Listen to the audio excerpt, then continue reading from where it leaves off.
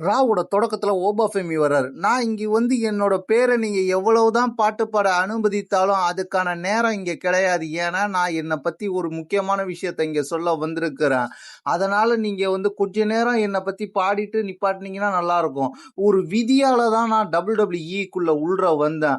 அந்த விதியால தான் நான் WWE ஒரு பீஸ்ட வீழ்த்தினேன். அந்த விதியால தான் நான் நைட் ஆஃப் சாம்பியன்ல இந்த அளவுக்கு ஃபைனல் வரைக்கும் போயிருக்கிறேன்.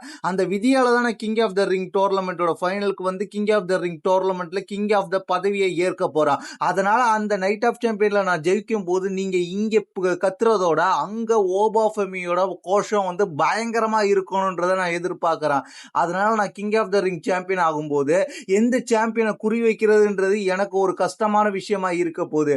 ஒருவேளை நான் WWE சாம்பியன்ஷிப்புக்கு போட்டி போடுறதா அல்லது அப்படிங்கிறப்ப ஆடியன்ஸ் பயங்கரமா கத்துறாங்க, அல்லது வேர்ல்டு ஹெவிவெயிட் சாம்பியன்ஷிப்புக்கு போட்டி போடுறதான்றத நான் முடிவு பண்ணணும். அப்பயும் ஆடியன்ஸ் பயங்கரமா கத்துறாங்க. நம்ம செல்ல வேண்டிய தூரம் இன்னும் நிறைய இருக்குன்னு கொஞ்ச நேரத்துல ஊசோவோட என்ட்ரன்ஸ் இருக்கு.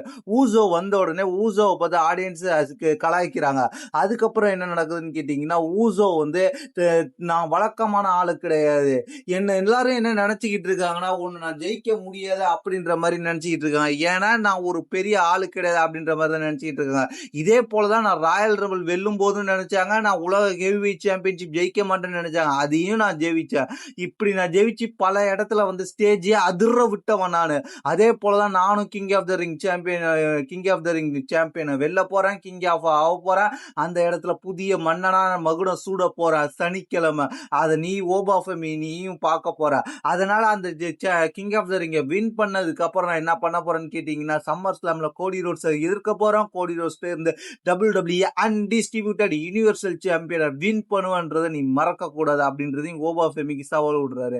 இதை கேட்ட ஓபாஃபெமி, நீ மறந்துடாத, உன்னோட குறி தப்பிட்டுடா, நான் உன்னை அழிச்சிடுவேன். ஒருவேளை உன்னோட குறி தப்பாவிட்டாலும் நான் உன்னை அழிச்சிடுவேன், அதை மறந்துடாத ஊசோ.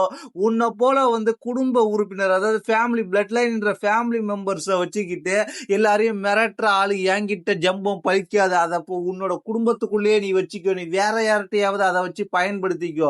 என்கிட்ட கொண்டு வராத, உன் கதையை முடிச்சிருவேன்.